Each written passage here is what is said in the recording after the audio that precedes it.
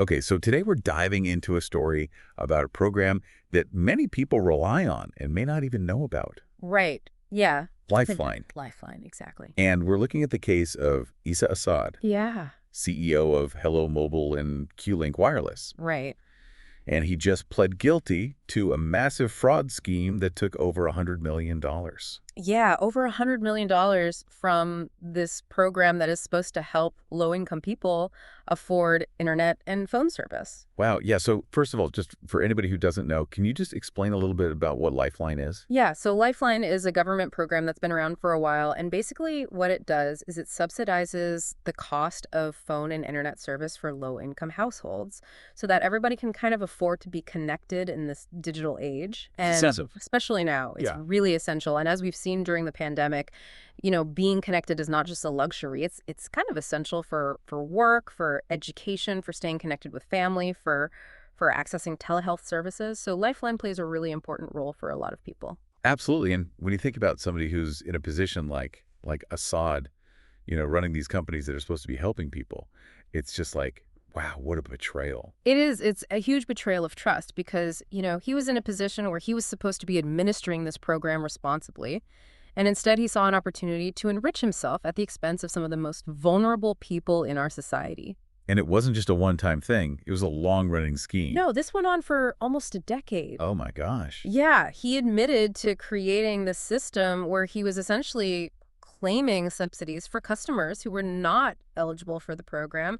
And in some cases, they were even creating like phantom customers Yeah. that didn't even exist just to kind of rack up these So charges. essentially they were like getting the money from the government for services they weren't even providing. Exactly. And that money, it wasn't like he was using it to keep the company afloat or anything like that. He was using it to fund a pretty lavish lifestyle. He bought a new house, paid property taxes, bought jewelry, even made some donations to a university with this money.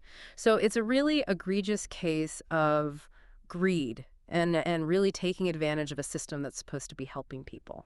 And it's interesting too because this isn't even the first time that he has been accused of taking advantage of these kinds of programs, right? You're right. He also took advantage of the Paycheck Protection Program, or the PPP loans, during the pandemic, Right. which were designed to help businesses stay afloat during those tough times.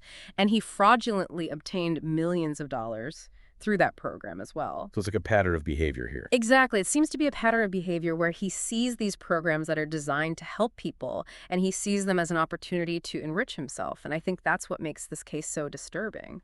And for the companies themselves, Hello Mobile Q-Link, Mm. what does the future hold for them? That's a good question. It's a little bit uncertain right now. There's talk of a potential takeover by another Lifeline provider, Stanhope Wireless, but that comes with its own set of challenges and uncertainties for customers who rely on these services. They're kind of left wondering what's going to happen to their service. Are they going to have to switch providers? Is it going to be disrupted? So there's a lot of anxiety and uncertainty surrounding the future of these companies. This really just highlights how important it is to have oversight and accountability for these programs that are designed to help people. Absolutely. We need to make sure that there are safeguards in place to prevent this kind of abuse from happening in the first place.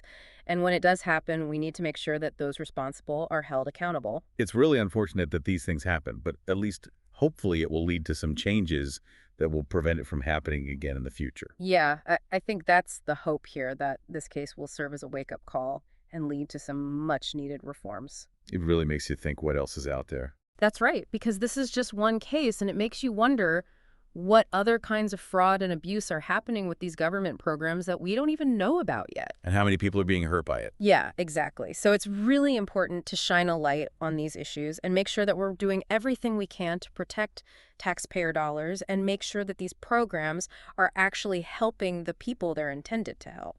It's a really important conversation to be having. Absolutely.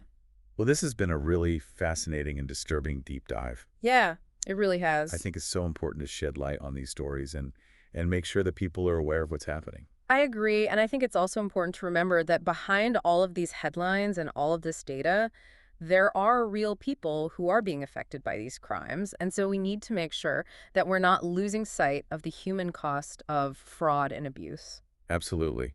Well, thank you so much for joining me today. It was my pleasure. Thanks for having me.